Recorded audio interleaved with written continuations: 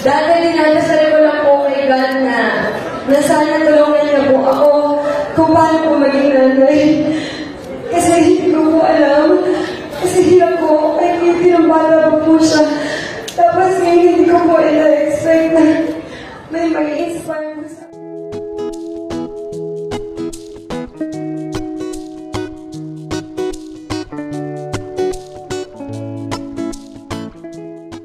Katrina Halili.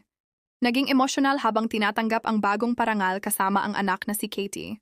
Isang malaking karangalan ang natanggap ng aktres na si Katrina Halili at ng kanyang anak na si Katie matapos silang kilalanin sa Social Media Awards Philippines 2025.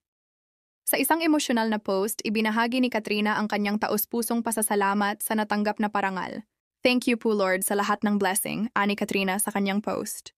Dagdag pa niya, "Salamat po sa recognition. Sa lahat po ng nagmamahal sa amin ni Katie, salamat. Masama pa po ang pakiramdam ni Katie kagabi." Katie Halili, the most outstanding, versatile actress and advocate for children with special needs.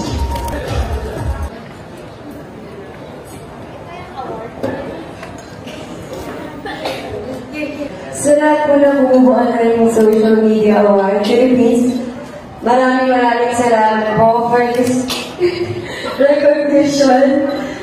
Thank you po. Hindi ko po talaga ina-expect na magkakaroon po ako ng award sa pagiging nanay po kay Katie. Dati dinadasal ko lang po kay God na sana tulungan niya po ako kung paano po maging nanay. Kasi hindi ko po alam. Kasi hirap po, kaya pinambala pa po siya. Tapos ngayon hindi ko po ina-expect na may mag-inspire po sa amin dalawa. Hindi ko po sinasabi na perfect po, pero maraming salamat po sa pag-appreciate po sa pagiging nanay ko po kay Katie. Thank you, Katie.